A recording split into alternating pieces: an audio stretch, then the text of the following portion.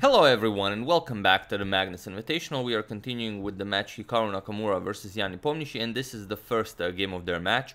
Regarding the Giri versus Ding match, I decided not to show the Armageddon as, basically to make a long story short, Giri had the white pieces, Ding had the black pieces, the game was drawn and Ding won the match, as in Armageddon a draw is enough for you to win the match. So that being said, let's check out this one. Nakamura versus Nepo, and this is game 1 of their match. So e4 by Nakamura, and Nepo sticks to his French defense with e6, d4, d5, and the knight to c3 now. We have bishop to b4, the Winawer variation, and e5 now. So the main line, we have c5, a3, captures, and now knight to e7.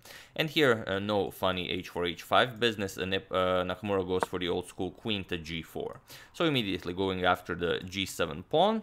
And here we have c captures on d4, a very rare line, offering this pawn while capturing. There are, of course, lines where you offer the g7 pawn. I just haven't seen the one where you first capture on d4. So rook to g8, we have queen captures on h7, and now queen to c7, going down for that c3 pawn. And here Nakamura just retreats, queen back to d3, and now d captures on c3. And knight to f3. So this has all been played before, and here you would continue with knight b to c6 or bishop to d7, but the move Nepo plays is a new move in the position. He plays b6, and it is as a move 11 that we have a completely new game.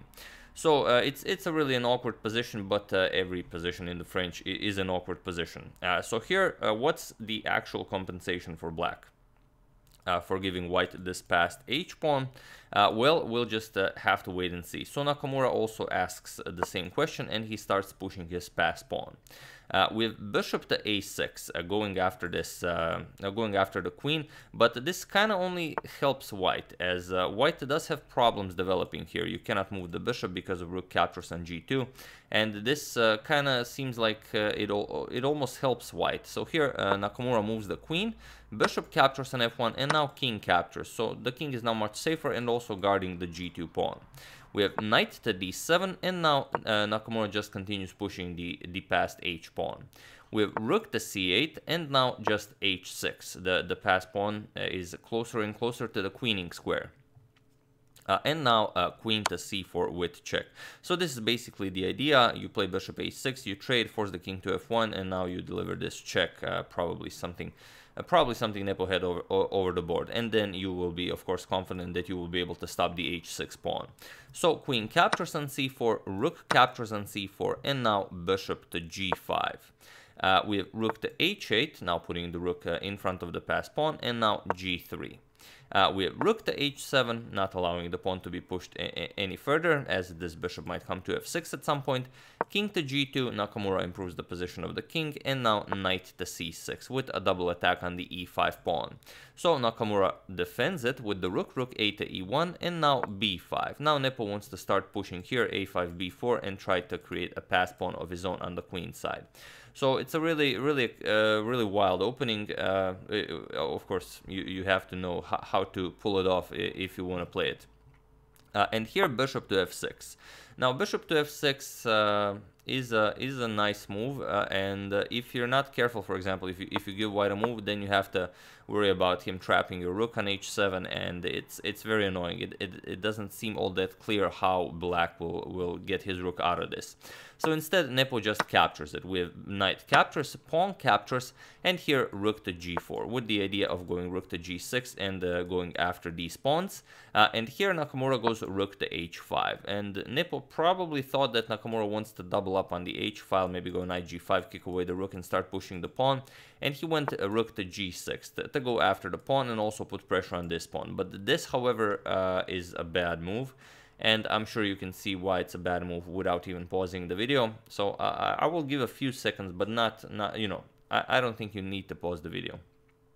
So here, of course, Nakamura played rook captures on d5, as now this pawn is free, and now this pawn was extremely important. It's basically what was preventing Nakamura from reaching all of the other pawns on the queen side, and now when this pawn is gone, now all of the other pawns will fall. So rook captures on f6 by Nepo, and now rook to c5 first before grabbing the pawn. So you force the knight to move back, because if the king defends, then you have a problem. Check, king here, and knight e5 just wins the knight here. There's no way to save it. So after rook c5, knight back to e7, and only now rook captures on b5. We have rook f captures on h6. So the pass pawn is eliminated, and now rook b8 check. King to d7, and now knight to e5 with check. King to c7, and here just rook e to b1. Now with some threats of going rook b7 check, maybe the knight, maybe you can win the knight. So here knight to c6 by Nepo. It's a hard position, and it's hard to find any moves for black. Probably f6 or f5 is what could continue somewhat the game for black. But here Nepo played knight to c6, and this is just game over. So feel free to pause the video now and try to find the most correct line for white, which wins the game, of course, while I give you a couple of seconds. So for those of you who were able to do it, congratulations on spotting the fork. And for those of you who just want to enjoy the show, it's rook 8 to b7 check. Not rook 1 to b7 check, because then you leave your rook here to be captured by the knight later on. So here the king is in check. You don't really have any good squares. If you move the king away from the defense of the knight, then you just lose the knight. And if king d6, then comes knight captures on f7 check, and now you pick up the rook on h6. Or rather, Nepo just captured the knight, and after rook captures on f7, it was in this position that Jan Nepomniachtchi resigned the game. Why did he resign? He's down the exchange and down a pawn, and of course he knows that Nakamura will have a very easy time winning this. That's game 1 in their match, and we're not going to be showing other games from their match, as all 3 games that followed were drawn. So Nakamura wins their match. So there you have it. Ding won the match against Giri, and the Nakamura wins against Nepo. And before I forget, we should just check out the standings before we forget. So here are the standings from cross table from the Chess24 website. There you have it. So Magnus Carlsen in first place with 11 points, followed by Nakamura with 10. Fabiano Caruana and Ding Liren shared third with 8. Then with 5, Maxime and Nepo. With 1 point, Anish Giri, who got his 1 point after reaching Armageddon against Ding Liren. And Alireza Firouzja still without points, but it's still early in the tournament. Anything can still happen.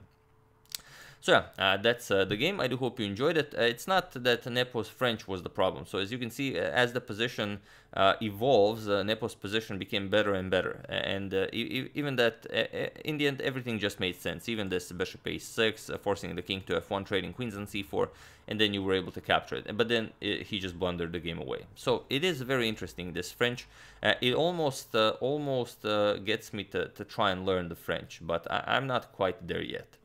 But yeah, like I said, I do hope you enjoyed it. I would like to thank Andrew Robson, Dan Lewis, Eamon Legavardi, Michael Reed, and Chris Picard for your contribution to my channel. Thank you a lot. I really appreciate it. As usual, you can check 2 of my previous videos here. Thank you for watching, and I will see you soon, continuing the coverage of the Magnus Invitational until it finishes. So thank you all. I will see you soon, and have an excellent rest of your day.